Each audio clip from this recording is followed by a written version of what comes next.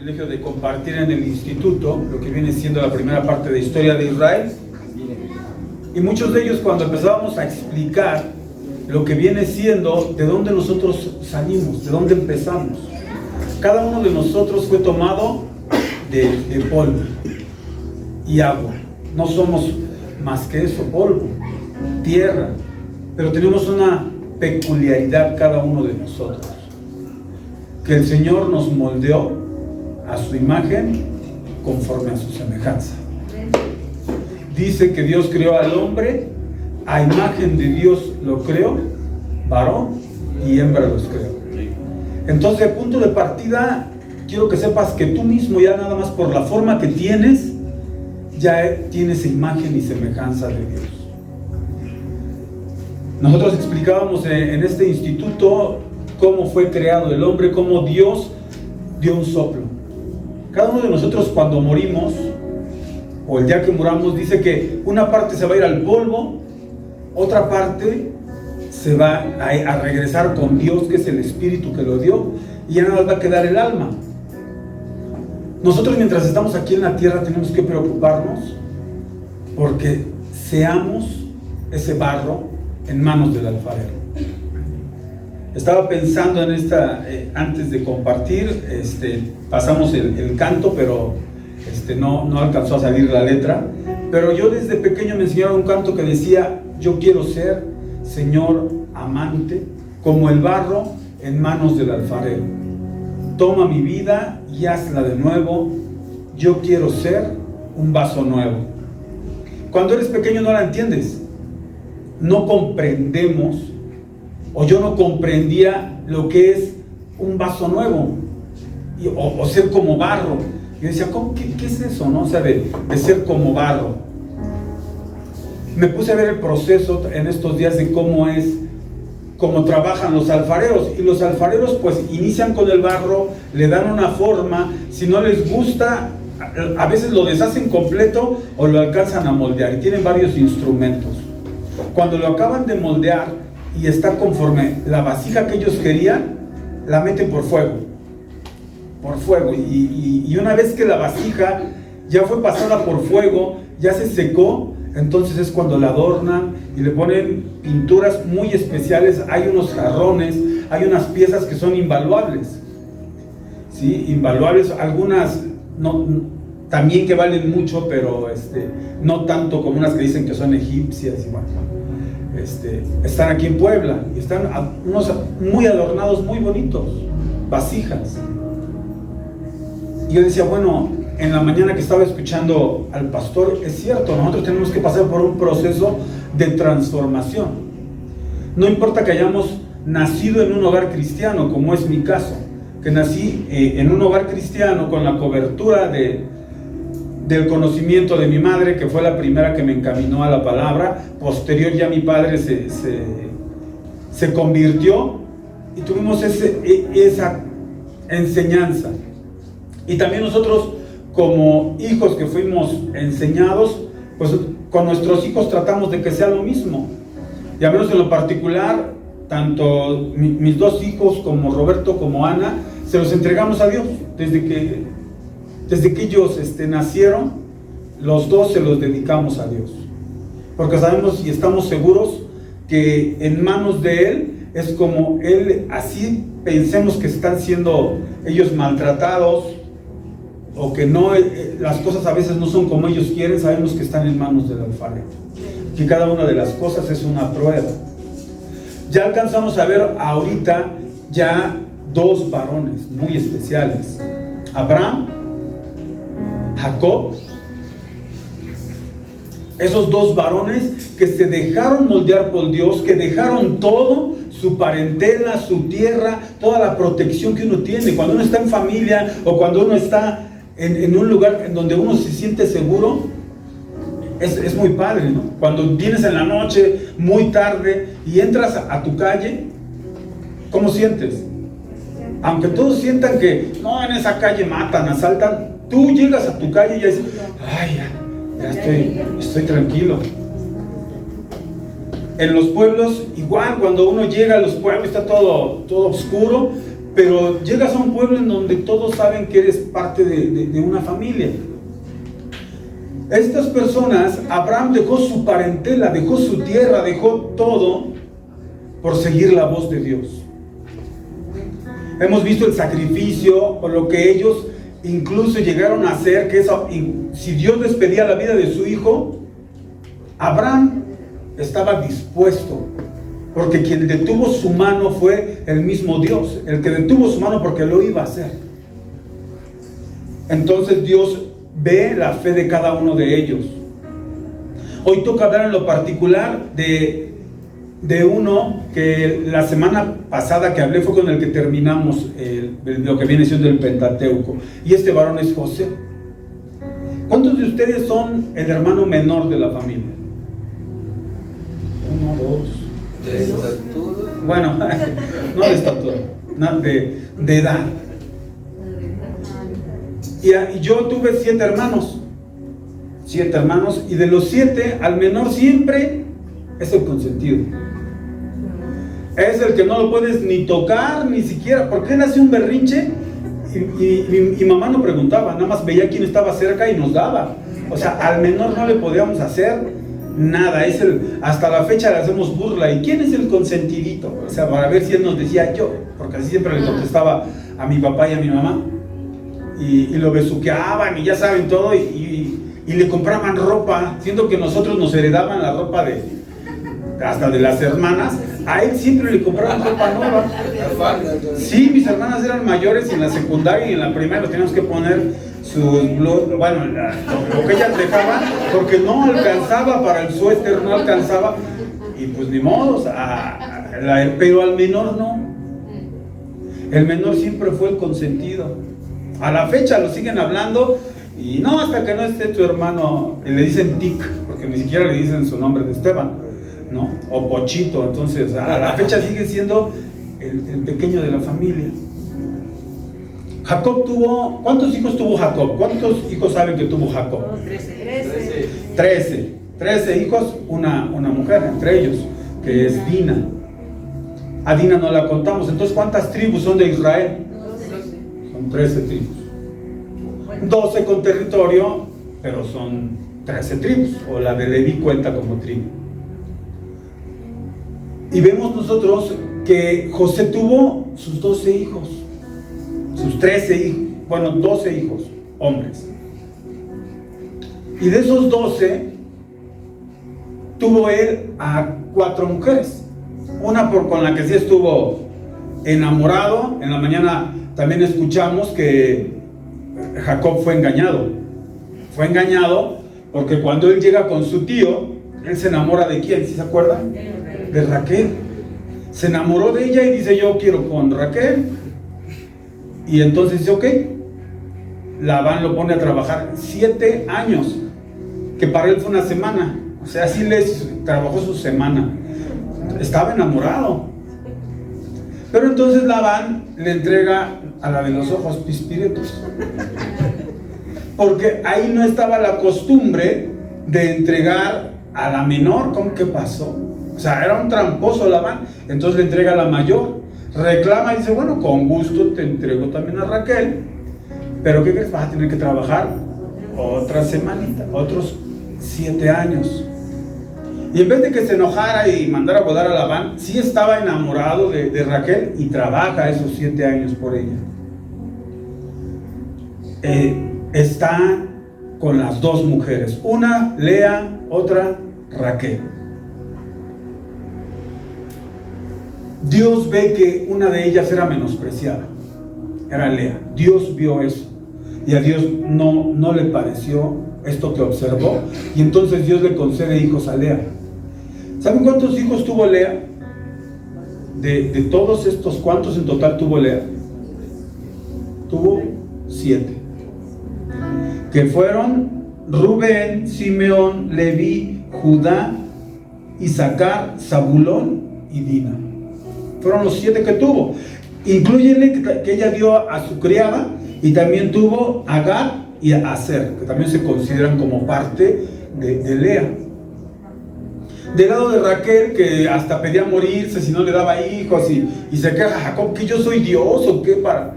Pues no es mi culpa, pero Dios al fin y al cabo se acuerda de Raquel y le concede un hijo. Y ese hijo es del que vamos a hablar. José. José, el hermano menor. Para eso quiero que nos vayamos a Génesis capítulo 37. Vamos a empezar a hablar de José.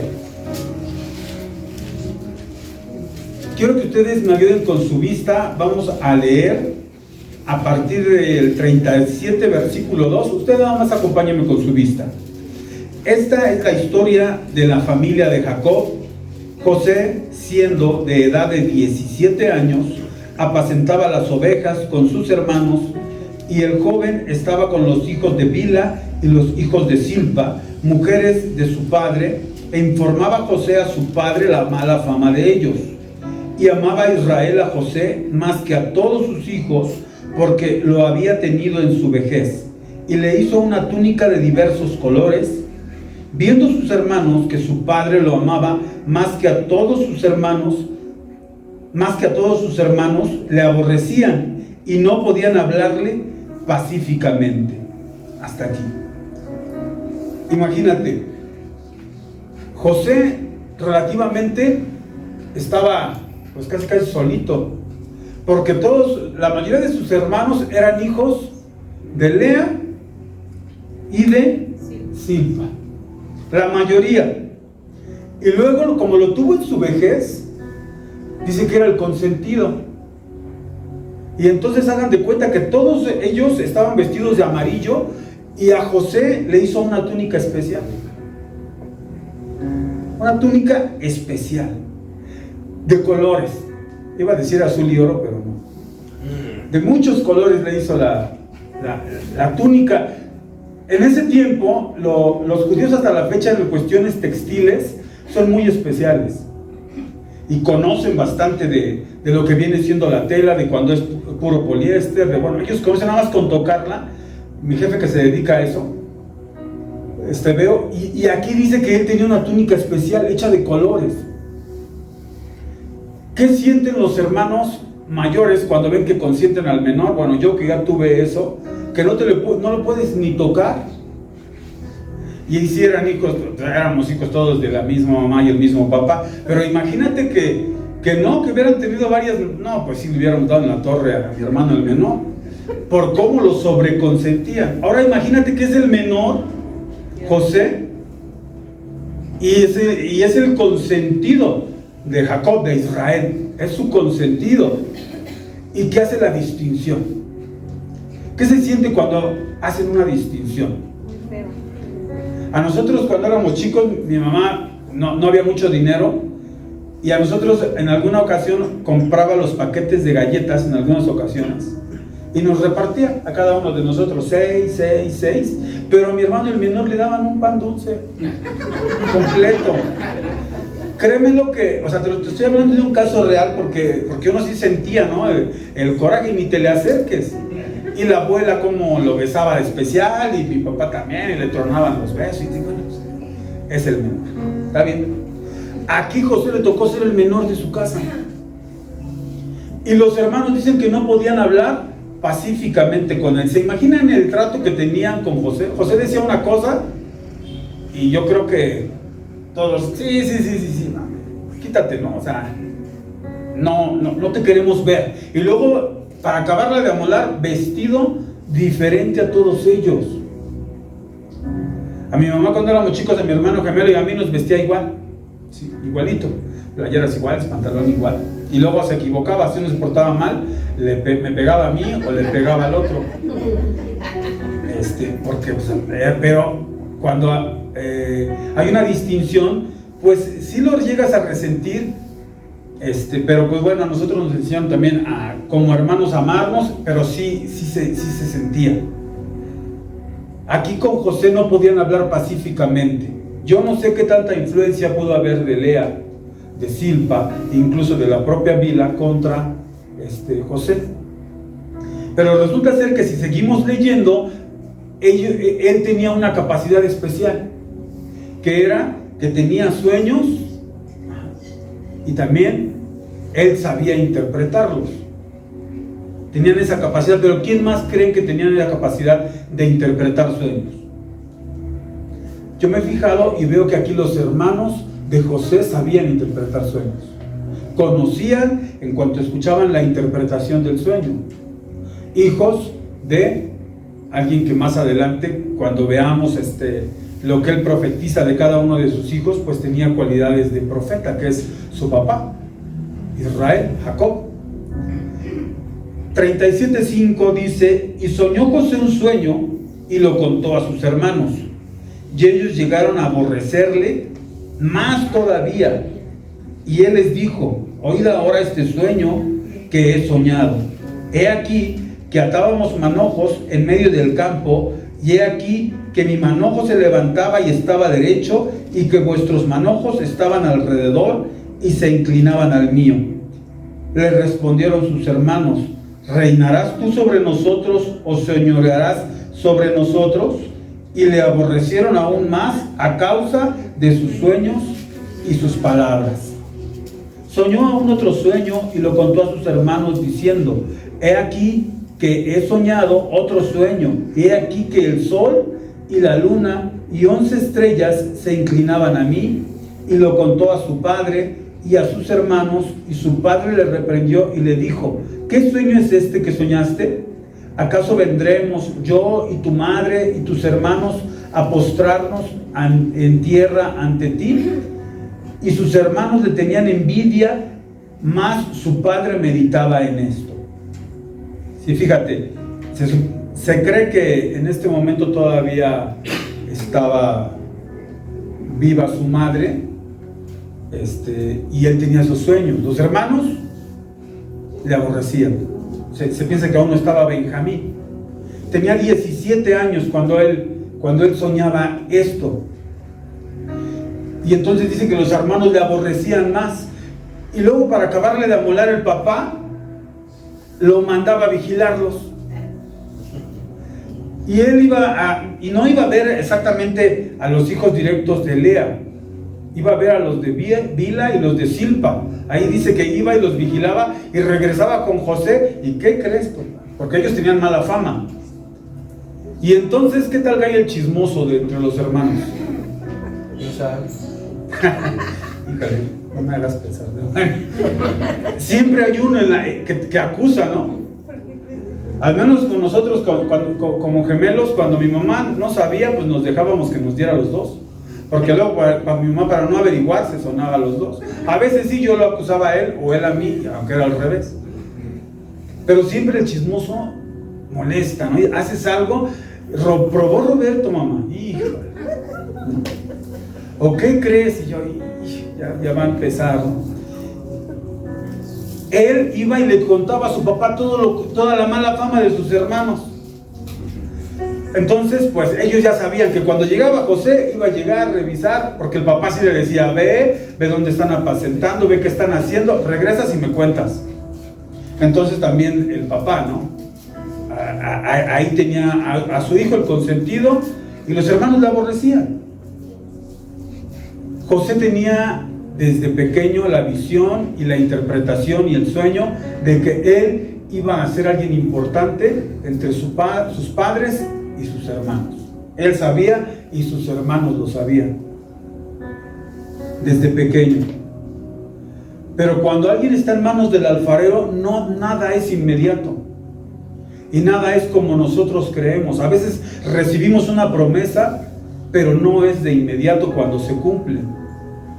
Llevo 54 años en el camino del cristianismo y no es sencillo recorrer este camino, porque en muchas ocasiones no quisiéramos estar en él, porque a veces pensamos que Dios no nos escucha, o que Dios está en contra de nosotros. Y yo, en el paso del tiempo en el cristianismo, yo he llegado a reclamarle a Dios varias cosas, pensando que no me hace caso, pero Él tiene un proceso exacto. Y si no eres pasado por fuego, que es lo que yo entiendo, si cada uno de ustedes no sabe que necesitamos el martillo y el fuego de Dios, ese moldear de Dios, no somos un barro digno de estar en sus manos. Entonces eso, con el paso del tiempo te das cuenta que tenemos que pasar por muchas cosas y que las bendiciones no llegan al instante. Ninguna bendición va a llegar al instante, salvo que Dios le plazca dártela pronto.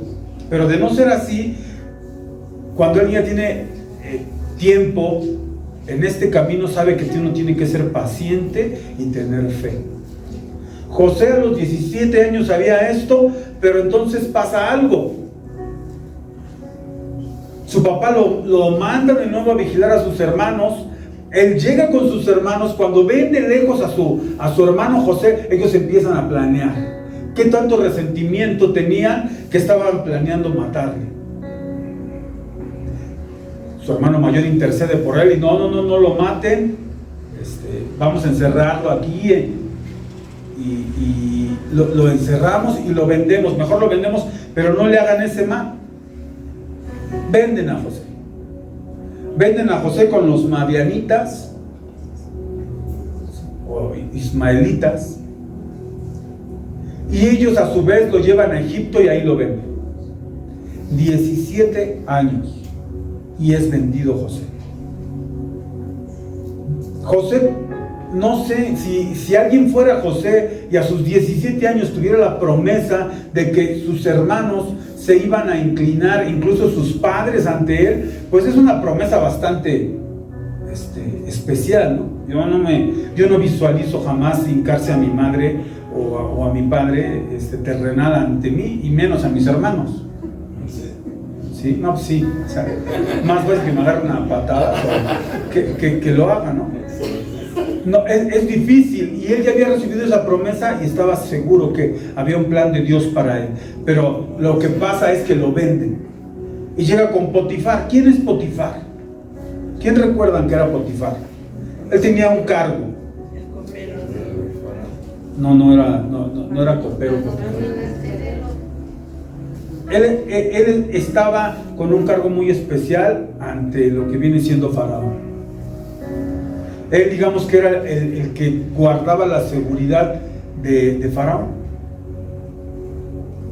Y resulta ser que lo llevan, él lo compra, y se da cuenta Potifar que todo lo que cae en manos de José prospera. Todo. Se da cuenta que la mano de Dios está con él, y entonces lo pone de segundo en su casa. Y todo lo que José ponía en orden en la casa de Potifar prosperaba.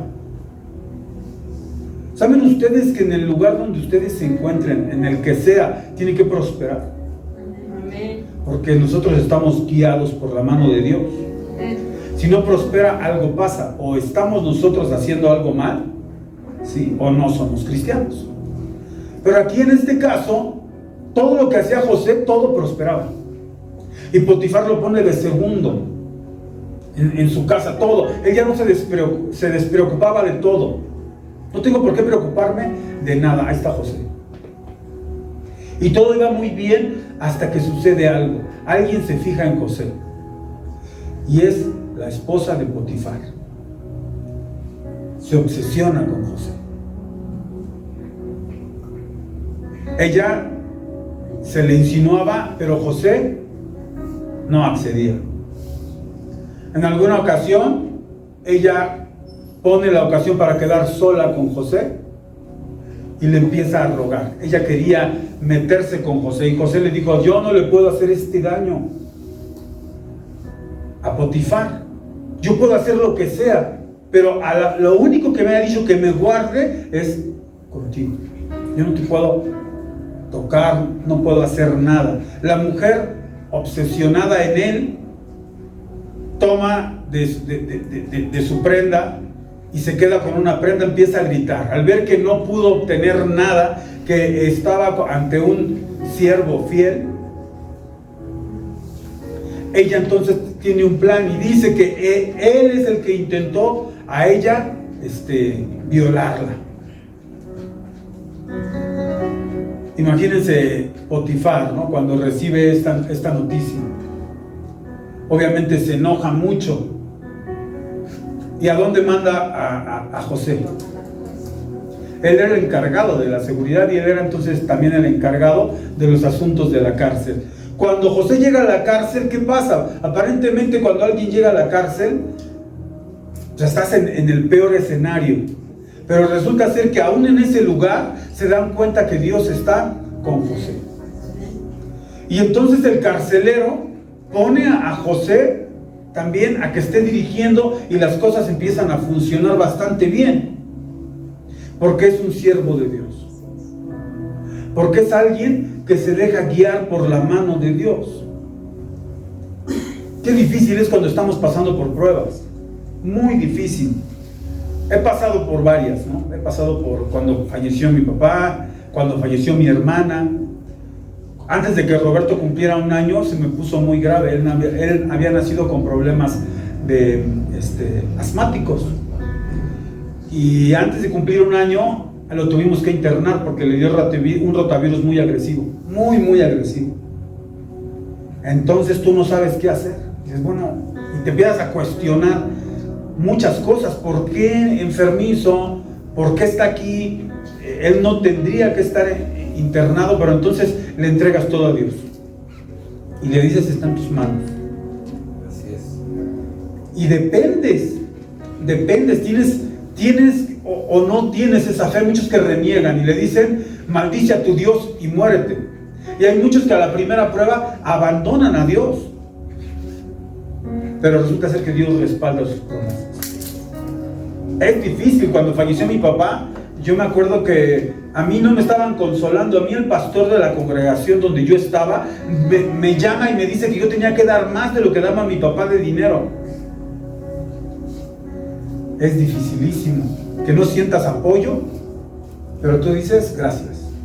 A él le dices gracias. Entonces cuando tú te dejas guiar por ese fuego que te esté moldeando, entonces es cuando Dios empieza a hacer muchas cosas a través de tu vida. Y aquí a través de la vida de José se nota que jamás se despegó la mano de Dios de José, pero tenía que pasar por este fuego, porque venía una prueba especial para el pueblo de Dios, que aún estaba en pañales. Apenas estaban los que iban a estar al frente de cada una de las tribus, pequeños. Eran apenas, la tribu de Israel apenas eran esos 12. No había más. Y Dios toma a José y lo lleva a estas pruebas. Cuando él está en su encierro, entran 2 personas. Ahora sí entra el panadero y el copero. Algo hicieron los tremendos, porque los encerraron. Y resulta ser que, no sé si te pasa, que de repente tienes un sueño y ni te acuerdas.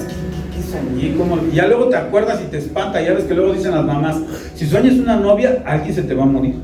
Y si sueñas en lodo, vas a quedarte sin dinero. Y así, ¿no? Te empiezan a contar y te espantan, ¿no? Estos tuvieron unos sueños y no los entendían.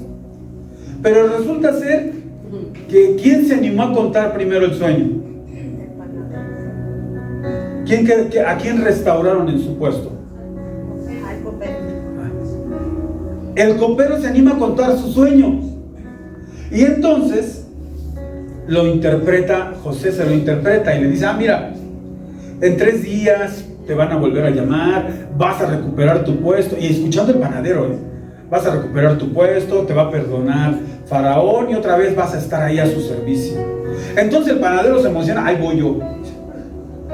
Y le cuenta también el sueño, le dice, bueno, a ti también en 3 días, pero ¿qué crees? A ti en 3 días te vas a morir. Y resulta ser que cuando Dios da una interpretación, tiene que ser tal cual. Y sucede que viene la liberación del copero y muere el panadero. Y José nada más le hizo un encargo al copero. ¿Cuál fue el encargo? Que se acordara de mí. ¿Te acuerdas de mí? Entonces, así como muchos agradecidos con Jesús, que sanaba 7 y regresaba 1, aquí ni nada, O sea, salen y se olvidaron de José.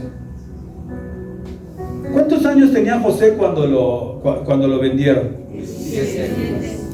Cuando José tenía 30 años, tuvo un sueño Faraón. Tuvo un primer sueño y luego tuvo otro. Manda a llamar a gente, quiere saber la interpretación del sueño. Los sueños no son sencillos. Al menos no se la puso tan difícil como otro, ¿no? Que se acuerdan de Nabucodonosor, que decía: tuve un sueño, no me acuerdo del sueño, aunque sí se acordaba, pero dice: ya conozco que estos son unos tramposos. Entonces, como ya los conozco, tuve un sueño, ustedes me dicen qué soñé y me lo interpretan. Aquí se la pusieron más fácil a José, pero no sabían y nadie podía interpretar el sueño. Y entonces el malagradecido del copero se acordó. ¿Qué crees, Faraón? Ya me acordé, cuando estaba en la cárcel, y ya le cuenta lo que pasó tanto con el panadero como con él, y tal cual nos dijo, así pasó. Y entonces dice: tráiganme. ¿Y qué hacen con José? Lo bañan, lo afeitan, lo ponen presentable, y apúrate. Llega José con Faraón y da una interpretación que a la fecha ocupamos, que estamos en tiempo de vacas flacas o de vacas gordas, así decimos, ¿no? A la fecha decimos eso. Es un sueño que, por muy poco que conozcas de Biblia, te encanta escuchar lo de las vacas flacas y las vacas gordas. No te acuerdas el de los manojos, pero sí el de las vacas nos gustan más. 7 años de prosperidad, 7 años de prosperidad. Pero esos 7 años iban a quedar opacados, porque después venían otros 7 años de completa austeridad, pero al máximo. Al máximo. José le dice: mira, pon a un varón sabio que te ayude a administrarte. Y Faraón dice: no, pues ¿quién mejor que tú? Y tú eres el que vas a quedar de segundo. Imagínate, o sea, que de repente alguien que está encarcelado, alguien que acaban de sacar de la cárcel, lo ponen a que ayude al presidente de la república, porque no sabe tomar decisiones. No, pero bueno, haz de cuenta que alguien que tiene el poder de Dios y la autoridad de Dios lo ponen como segundo, y el que está hasta el frente, él nada más se dedica ahí a vivir la vida, ¿no? Así pasa con José, lo ponen de segundo y Faraón le da el anillo, y todo lo que decidiera José, todo lo que decidiera José se iba a hacer, porque él era el segundo en todo el imperio de los egipcios. En ese entonces, si tú te pones a leer, espero que después lo revises, tuvo José una habilidad tan grande que hizo que Faraón se adueñara de todo, a través de que guardaron en esos 7 años, y cuando llegó el hambre, él tuvo la estrategia de: ¿quieres esto? Ok, ¿qué das a cambio? ¿Y qué das a cambio? ¿Y qué das a cambio? Y de repente Faraón era dueño de todo Egipto. Esa era la audacia de José, y Faraón, viendo que de repente él era el dueño de todo. Pero Dios tenía un plan para su pueblo, que es el plan importante que queremos ver. Resulta ser que llegó hambre. Llega el tiempo del hambre, y entonces Jacob manda a sus hijos para que vayan con Faraón. ¿Y a quién tienen que ver? Faraón ya no hacía nada. Y entonces, ¿qué hacen los hermanos al momento que ven? Ya, imagínate a alguien de 17 años, lo ves 13 años. Y bañado y bien limpiecito, y hasta no sé cómo estaba vestido, y que llegan y se postran. Y entonces empieza a ver José que los planes de Dios se empiezan a cumplir. José se ve que amaba a sus hermanos y que era sentimental, porque él sí los reconoce, pero tuvo que mantener una postura. Y ellos le empiezan a contar, y de entre todo lo que le cuentan, cometen el error de decirle que tiene un hermano menor. Su hermano menor. Imagínate, el hermano de su mamá, de Raquel, su hermanito menor, Benjamín. Sabes que tienes uno que sí es tu hermano, que lo tuviste con tu papá y con tu mamá. y está chiquillo, tiene unos 13 años, 12 años más o menos. Y entonces, pues, ¿qué dice? Les dice, ustedes son espías, vienen a espiar y todo. Y no, ¿cómo crees? Porque él mete en los costales, les regresa el dinero. Pero para este entonces ya sabe José que su papá sigue vivo, imagínate. Porque él pregunta, ¿y sigue vivo Jacob? Y imagínate estar oyendo todo eso y estarte aguantando de saber noticias después de 13 años. Y sabes que todo, y que de ti depende, dice, llévales de comer. Regrésale su dinero. Es mi familia. Él tiene sus planes, regresa dinero. Tiene un plan José. Y dice, no, ustedes son espías. Y no. De aquí no se va, de aquí me encierro a uno, los voy a dejar ir, llévenle de comer a este varón, a su papá. Lleven alimento, pero aquí se queda encerrado uno. ¿Y a quién encierran? Al Simeón. A Simeón primero. Ese no importaba tanto porque se acabaron la comida y todo, y ahí se queda encerradito, ¿no? Pues eso, ¿qué? Pero se acabó la comida y ellos dijeron, bueno, si quieren tienen que regresar con Benjamín. Imagínate, y le dicen a Jacob, a Israel, le dicen, oye, es que sí, pero tenemos que llevar a nuestro hermano porque piensan que somos espías. Y entonces alguien se compromete a que iba a regresar a su hermano. Es Judá. Se compromete uno a proteger a su hermano con su papá. Y el papá, ¿tú crees que el papá, después de saber que perdió a José, iba a querer soltar al pequeñito? Este pequeñito, cuando nació, murió Raquel.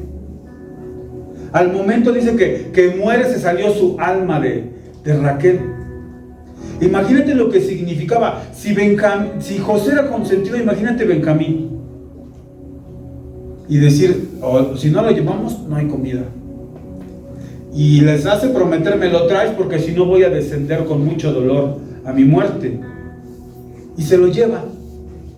Y entonces imagínate José cuando ve a su hermanito menor, y dice que se aguantaba y él se iba y se ponía a llorar. Y regresaba, ¿no? ¿Y qué pasó, no? O sea, pues ya dice, ok, ya aquí está toda su comida. Les regresa el dinero, pero también mete su copa en el costal de Benjamín. Ya le había gustado estar con Benjamín. Resulta ser que hagas de cuenta que hace un banquete. ¿Y a quién sentó al lado de José? A Benjamín. Y si a uno le sirvieron, haz de cuenta que un platito así de pozole, despáchenmelo con todo.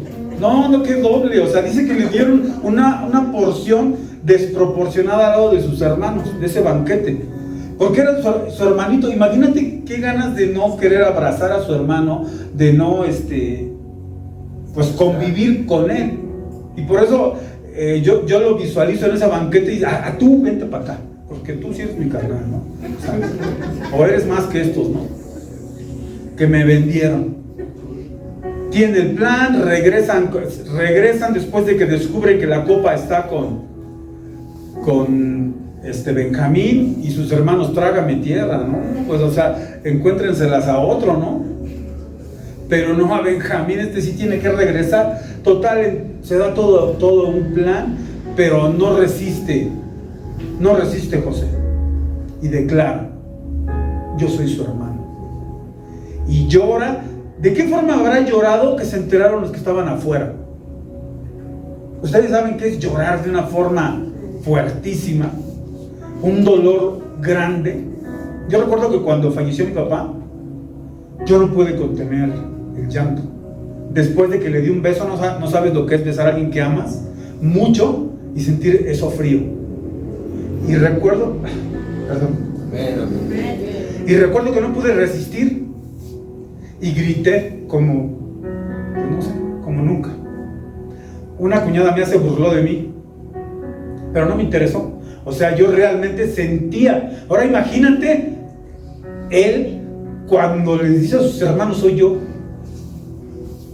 y le da la gloria a Dios, y no guarda resentimiento, y dice, esto es un plan perfecto de Dios para que su pueblo permaneciera.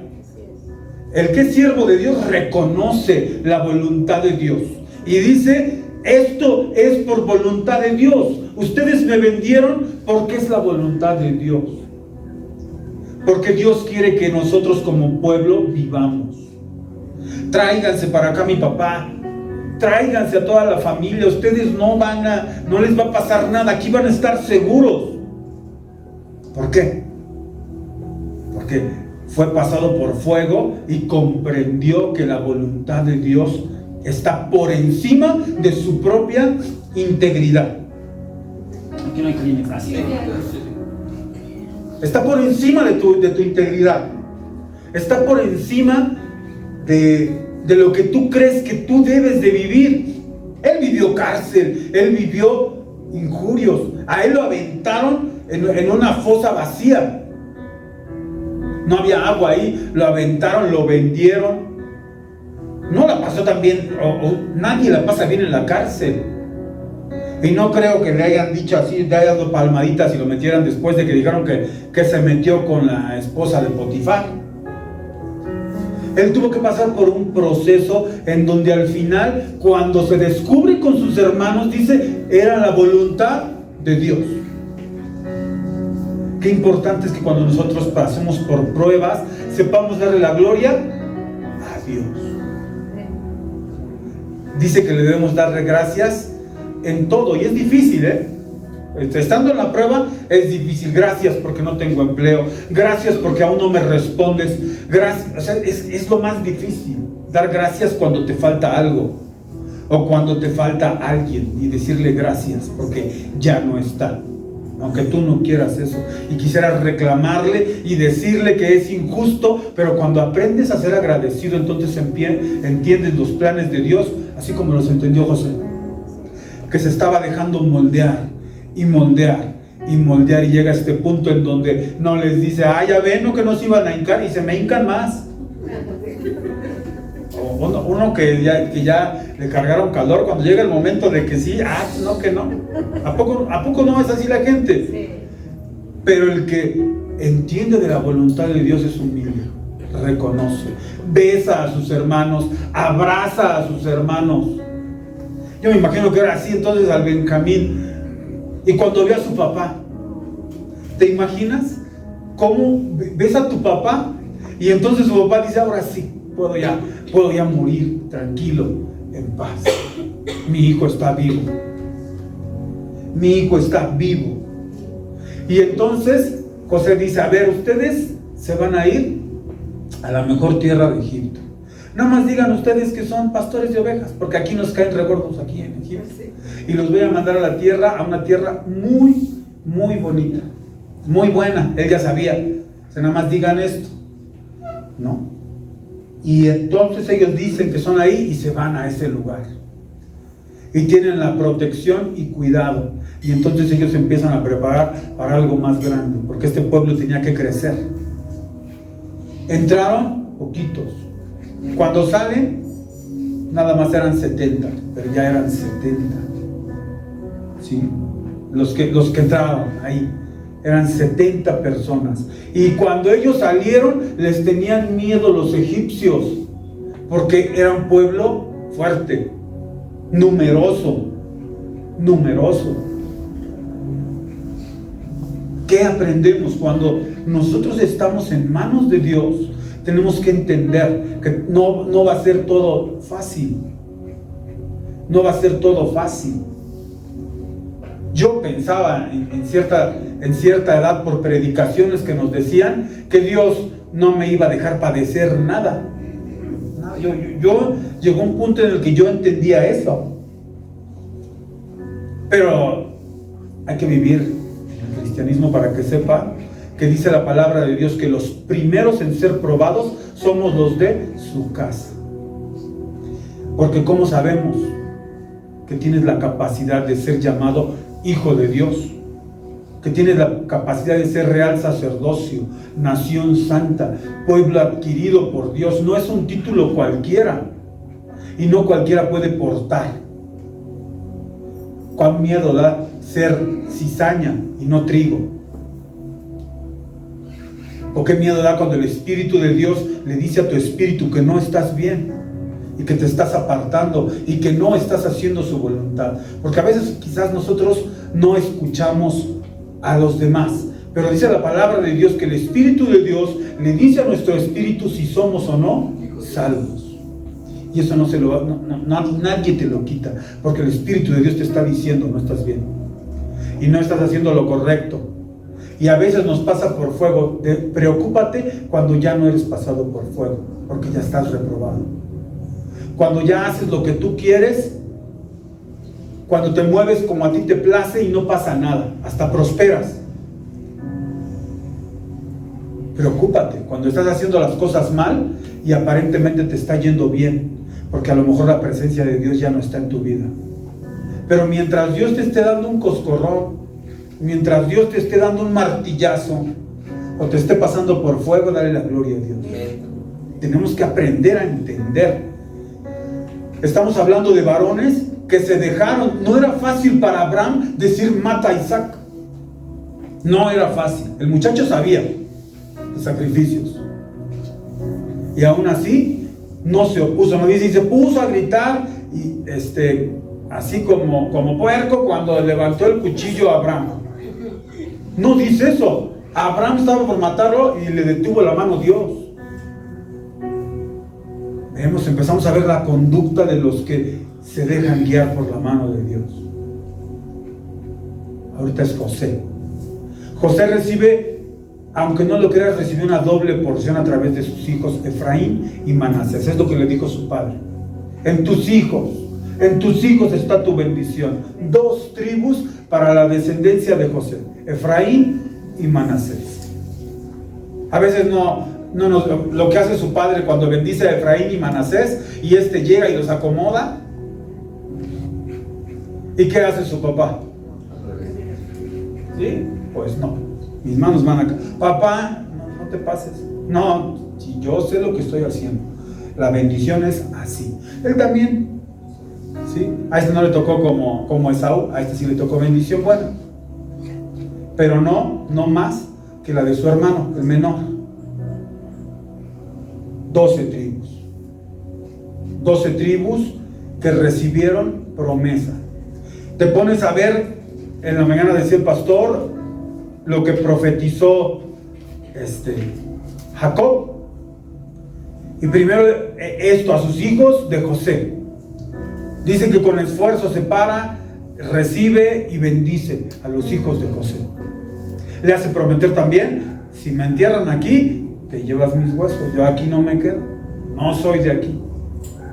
Y le empieza a dar a cada uno de sus hijos. A Rubén le dice, no serás el principal por cuanto subiste al lecho de tu padre. ¿Quién tenía que recibir la bendición? Por costumbre del mayor. Pero Rubén se metió con Bila y su padre se enteró y no le da la bendición. Tú no vas a ser el principal. A Simeón y Leví, a Simeón al que iban a dejar ahí encerrado, y Leví dice, los apartaré de Jacob y los esparciré. Entonces ahí es donde entendemos que Leví, por eso está esparcido en todas las tribus, es la que lleva el sacerdocio, no tiene territorio. Todos ellos ya habían recibido de parte de Dios qué iba a pasar con cada uno de sus hijos, cómo iban a hacer las cosas. Dice la palabra de Dios que Dios no hace nada si antes no se lo anuncia a sus profetas. En Judá dice que no será quitado el cetro de Judá. Y los judíos saben. Me decía en esta semana mi jefe, que es judío, de los líderes de la comunidad sefaradí, y me decía que Abraham fue judío. Él dijo, no. Abraham fue judío, Abraham fue árabe, y Abraham, le digo, es el que a través de él varias naciones. No te lo apropies porque Abraham era hebreo. ¿Sí? Isaac era hebreo. Jacob, hebreo. ¿Y sus hijos? Ahí empieza ahí la nación de Israel, o sea, de Jacob.